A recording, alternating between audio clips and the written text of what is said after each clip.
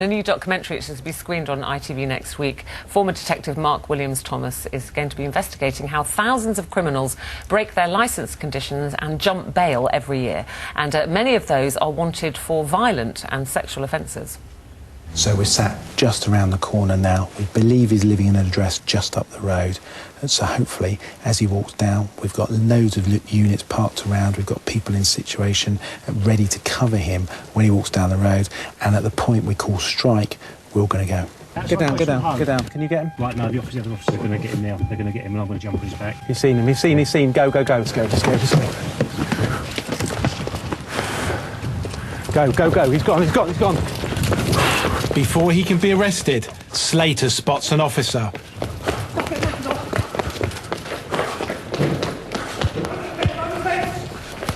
I'm going back towards the tower block.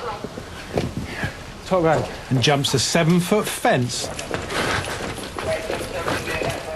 leaving everyone in his wake. Well, Mark's here now, along with Justin Rollins, who is a former gang member who fled court himself and spent 6 months on the run. Welcome to you both. I just wanted to start with you first, Mark, to say how big a problem is this and how are these people escaping their bail so easily? It is a huge problem, and in fact I don't think the public realise the sheer scale of it. You know, there's nearly 100,000, that's 85,000 offenders who are on the run, and if you compare that to prison numbers, which are currently around about 87,000, that is a comparison that's quite shocking. The amount of people out of prison, almost the same amount of people who are in prison. Why is it happening? Well, it's happening for a number of different reasons. The criminal justice system needs to be addressed and looked at. First of all, they need to start saying, are we giving bail to the right people? Because after all, if you're going to receive a custodial sentence, what is the incentive to come back to court? So many go on the run. But in addition to that, police resources, there's a massive problem with police resources. And in the programme, we look at 3 offenders and we try and track down these 3 offenders and we find them. And the great aspect of it is we work with the police.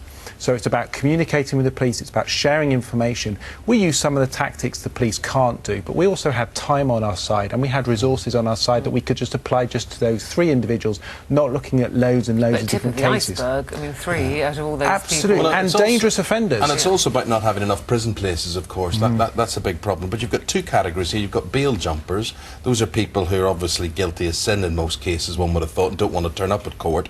And then you've got the ones who've been released from prison early on licence, which is that, in a way, less of a problem because at least they've been sentenced, at least they've done some sort of time. Why would they then want to jump or be on the run? Why, when they've... Whereas the ones on licence... done the worst, if you're with me. You know, absolutely. So what happens is they go to prison, they get released on licence to continue with the rest of their sentence in the community, and they breach the terms of that licence, whatever it is. So they do something, and then they get recalled back to prison. And indeed, one of the offenders that we do, a guy called Daniel Slater, and you see from the clip, that's the one that we chased, he was very conscious that he was being looked for, and the police had been after him for many months. They could not find him at all. And it was only the fact that we used a lot of social networking sites, we used a lot of intelligence to gather information about where he was. We drew him to basically a sting, and as a result of that, he was arrested, as we see there. Now, all very interesting. Justin, you're sitting watching it, we're all talking and we're saying, right, this is why it doesn't work and this is who you should catch.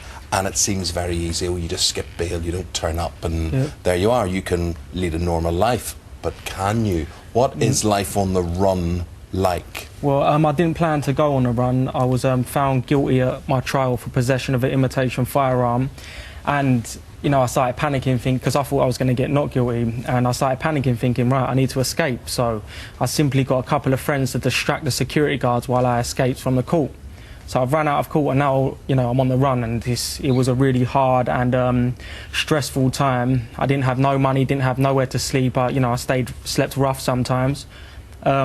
I was wanted, and I grew up around a predominantly white town, so I simply just moved to, you know, a multicultural area. Where you wouldn't stand out as much. Yeah, where I wouldn't stand out, so... I suppose your first reaction, all of us, when you're in trouble is to run home. Yeah. But obviously that's the last place you'd go. Yeah, I definitely couldn't go home because the police were, you know, they were turning up at my mother's address and friends' addresses and my girlfriend's address. So, I moved to this other town and I didn't have any money to rent a property. I couldn't get a job. I couldn't obviously sign on and get benefits. So I simply got one of my friends to get benefits and to get housing benefits, and we rented a property together. but it was a very stressful time for him as well, because he felt like he was on a run. And we were constantly looking out for the police when we went out and stuff. And did they ever get anywhere near you? Were you ever aware that they might have known? Yeah, I was always looking out for marked police cars and unmarked cars. And when I was finally arrested, the police said to me, "You're very quick on your feet," because, you know, a few times they had seen me, but I had obviously seen them and I'd run and got away. But at the same time, the paranoia made me think, you know, any person looking at me was a police officer. You did live that life where you were paranoid, really? Anybody was looking at you the wrong way, or you thought you were going to be caught. How did it come to an end? Well, simply I was walking down the street and by coincidence, the same police officer that had arrested me happened to spot me, and before I could run again, they surrounded me and I was arrested. And how did you feel at that point? Well, you know, I felt... well, when I was taken into police custody, I felt like I'd been winded. I'd lost everything. Because when you're on the run, you know, you're going to lose, you know, everything. Any relationship, it's a horrible experience. But is there almost a sense of relief, you know, that you run, I can't run anymore? Yeah, once it settles down that, you know, you're going to prison and you start getting into the routine, then, yeah, you think, I'm glad that's over. Well, it's not over yet for a guy in Egypt who you are... trying to track down in this series, and one wonders, I mean, you're doing this, have the police got resources, have the Foreign Office got resources, do they care, and particularly despicable what he's accused of and what he's involved in, so tell us more. Yeah, absolutely. I mean, there's 3 people that we target. We find 2 that are located in the UK. One of them is a recall to prison, which is a Daniel Slater. The other individual we find as a result of he's committed a very serious offence, was sentenced, and he didn't turn up to court. And then the third case, this is a guy that we tracked down to Egypt, a guy called Yahya Hashem, who was involved in an accident where an 11-year-old boy was killed, dragged down the road, and as a result of that he then came and lied, and indeed got one of his family members to lie. It is the most shocking case, and what adds to it, I did an interview with the dad who is absolutely traumatised. He can't put his life back on the rails in any way till such time as this person's caught and comes back and faces justice. Now, we've tracked him down to Egypt at this present moment in time because of the security issues. It's very and of course the state of that country. It's very difficult to get him to come back, but I can assure you I will not give up, and I will put pressure on as much as possible to get him back. Why would you not give up? I mean, how's this funded? Why would you be doing this for the TV programme, or why do you personally want to get involved in this? I make programmes, and I make a lot of programmes, but they're all about a point. They're all about making an issue. They're either about bringing things to public's attention or bringing it to political or the criminal justice attention. I've made that with this programme. It's made a lot of issues to the public's attention, but as much of that, I'm a parent and I'm an individual, and I have made an assurance to myself that I will go and do everything possible through my contacts to find this guy in Egypt and to ensure that he comes back in the best way possible. I mean, he's been on the run for about 4.5 years now, hasn't Absolutely. he? And the programme will show you how we track him down. He's been back in the UK. He's been supported by his family. His family know exactly where he is. He's been looked after. And that's the case for many, many offenders on the run. Did you meet any other bail jumpers when you were on the run? Did you, you know...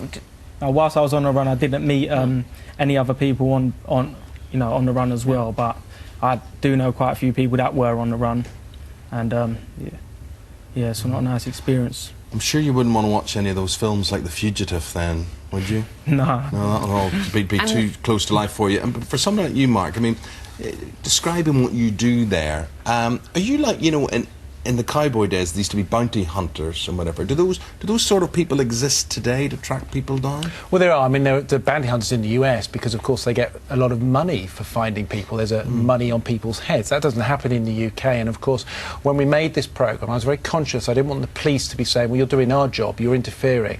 What we got is through dialogue, and we sat down with them, and they actually said, look, if we can use any means, in fact, the recent commissioner, the new commissioner said, I'll look at any means as long as they're legal to catch these offenders. And that's what we did. We went to the police force, we went to Essex, British Transport Police, Sussex Police, and we said, work with us, let's catch these people. And as you'll see on Monday night, we did. Monday night, what time are you on at? Monday night, straight after the news, 10:35. Exposure, ITV. On the run. Justin, Mark, thank you both very much indeed. Very interesting. Thank you.